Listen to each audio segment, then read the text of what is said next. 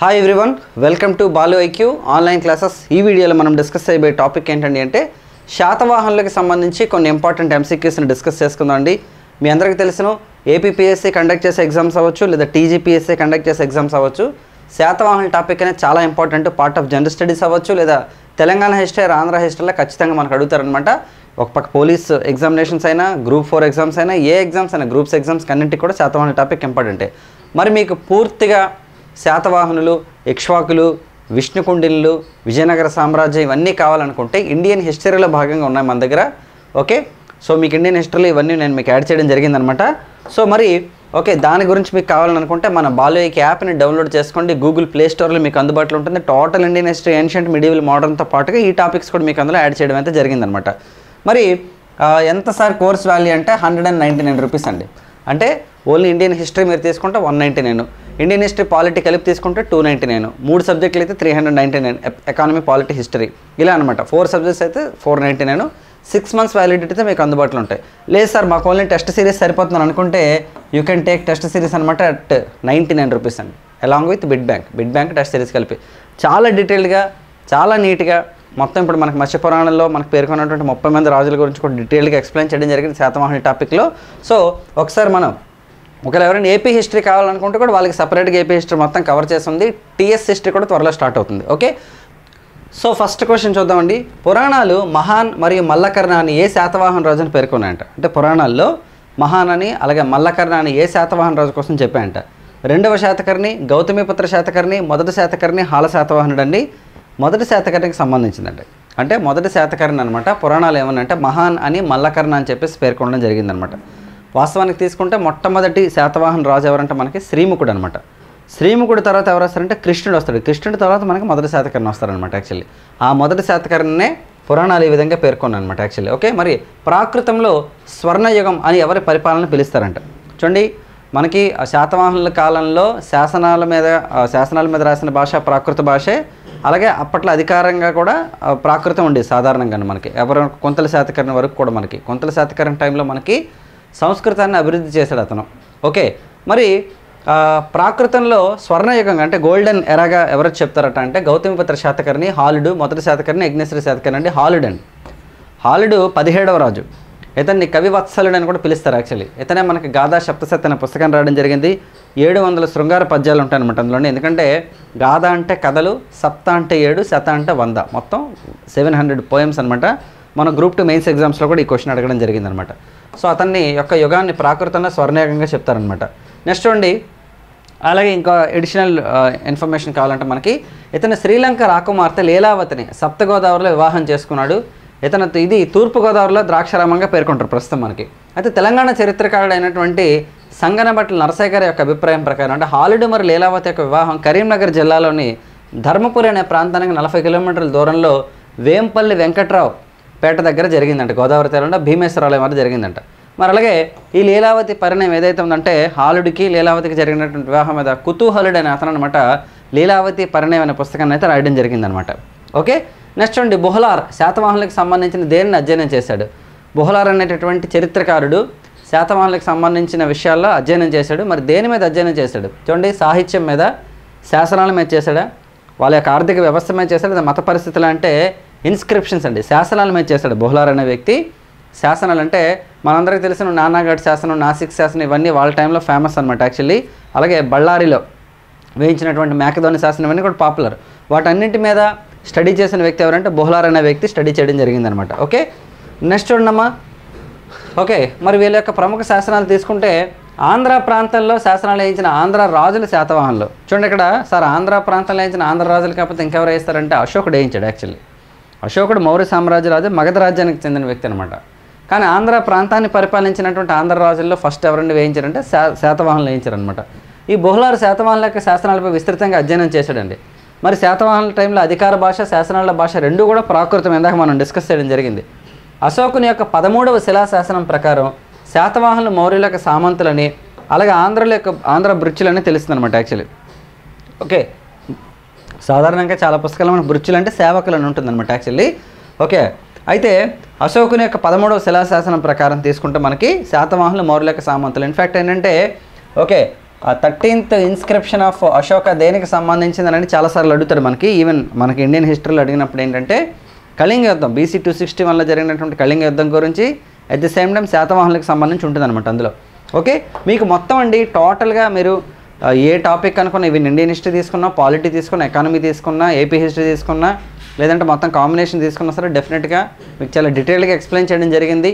Okay, కింద description link ద్వారా download చేసుకోండి. చాలా తక్కువ ప్రైస్తో మీకు మంచి క్వాలిటీ కంటెంట్ మీకు మొత్తం డిజిటల్ బోర్డు మీద ఉంటుంది, along with material and detailed explanation అనమాట. అంటే పర్ఫెక్ట్గా లింక్ చేసి మీకు చెప్పడం జరిగిందనమాట. మీరు మన క్లాసెస్ అనేది చూడవచ్చు. ఆల్రెడీ చాలామంది స్టూడెంట్స్ ఓకే తీసుకున్నారు. వాళ్ళు ఏంటంటే ఓకే రివిజన్కి చాలా బాగుంది సార్, ఇది ఒకసారి చదివిన తర్వాత ఏ పుస్తకం చదువుకున్నా సరే మాకు ఈజీగా అండర్స్టాండ్ అవుతుందని అంటారు. ఎందుకంటే ఏదైతే మీకు ఎక్కువ కంటెంట్ ఉంటుందో దాన్ని మీకు సింప్లిఫై చేసి పర్ఫెక్ట్గా చెప్పడం జరిగిందనమాట. ఎగ్జామ్ పాయింట్ ఆఫ్ వ్యూలో ఖచ్చితంగా మీకు ఎగ్జామ్స్కి అవసరమయ్యే విధంగా మీకు చెప్పడం జరిగింది. ఏ పాయింట్లు వదలకుండా డీటెయిల్గా లింక్అప్తో చేసి చేయడం జరిగిందనమాట. కాబట్టి ఒకసారి డిస్క్రిప్షన్ లింక్ ద్వారా మన యాప్ని డౌన్లోడ్ చేసి చెక్ చేసుకోండి. దాన్ని బట్టి మీకు ఈజీగా ఉంటుంది. శాతవాహనుల కాలంలో సౌంధికులు అంటే ఎవరంట? సౌంధికులు అంటే ఎవరంట? మాలలు కట్టి విక్రయించేవారా, కళ్ళు గీసేవారా, నేత పనివాడా, వెదురు పనివారా? చూడండి ఇక్కడ కళ్ళు గీసేవారంట. యాక్చువల్లీ కళ్ళు గీసేవారిని సౌంధికులు అంటారంట యాక్చువల్లీ. ఓకే, ఇక్కడ చూడండి వస్సాకర అంటే వెదురు పని చేసేవారండి, కొలిక అంటే నేత పని చేసేవారు, మాలాకర అంటే మాలలు కట్టి విక్రయించేవారు అనమాట. యాక్చువల్లీ ఇక్కడ మీకు మూడింటికి కూడా నేను ఇవ్వడం జరిగిందా? రైట్.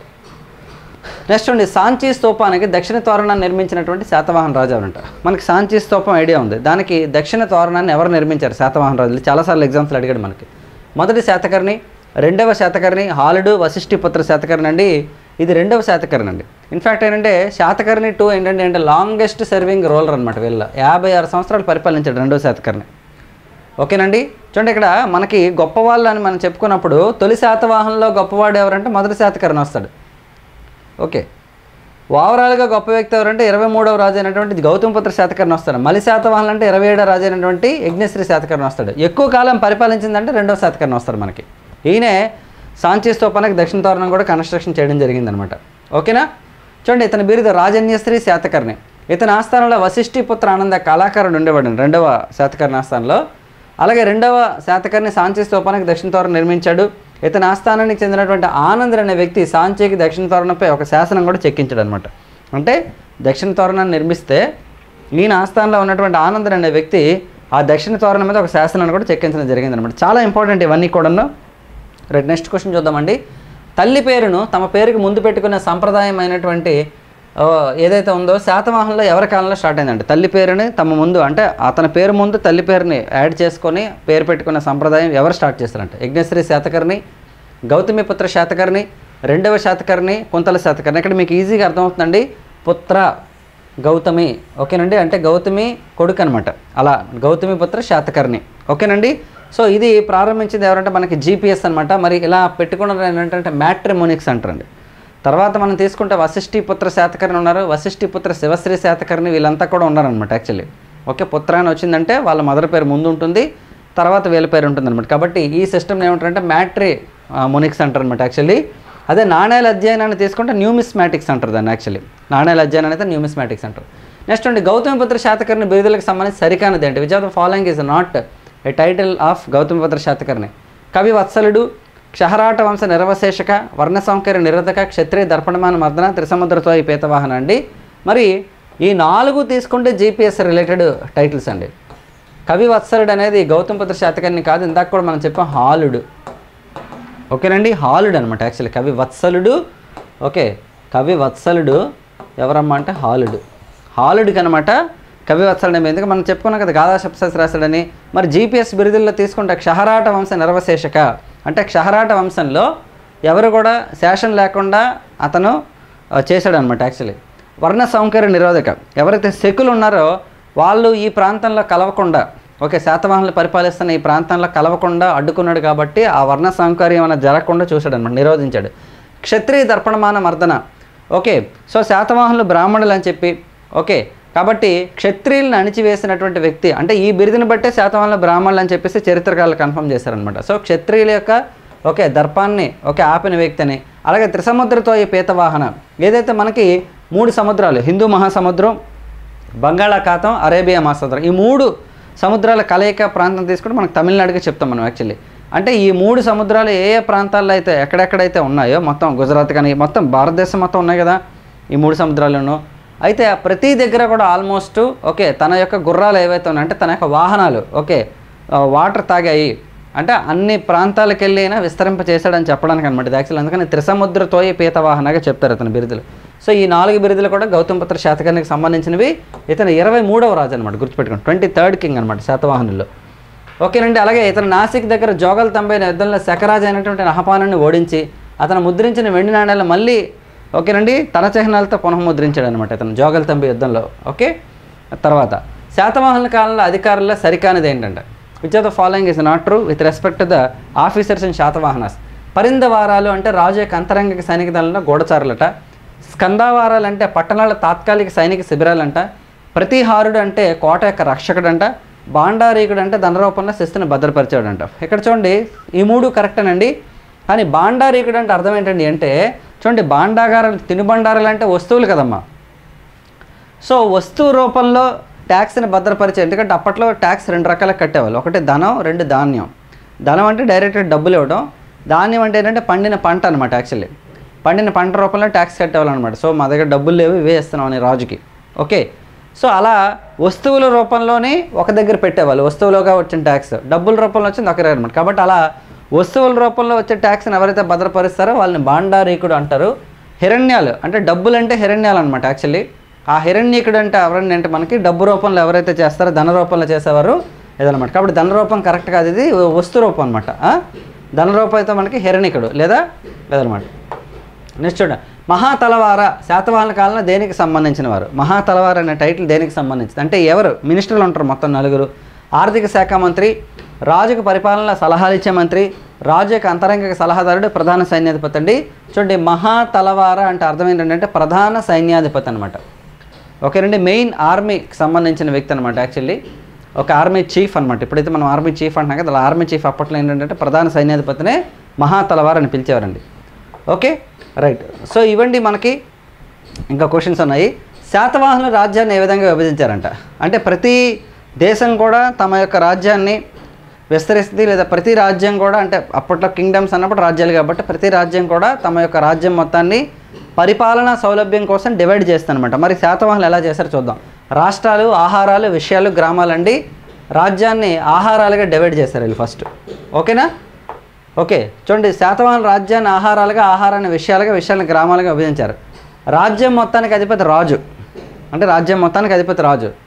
ఆహారానికి కుమారమాత్య అనమాట. అంటే రాజ్యంలో ఫస్ట్ రాజు అనమాట, కింగే మెయిన్ అనమాట మొత్తం ఓవరాల్గా.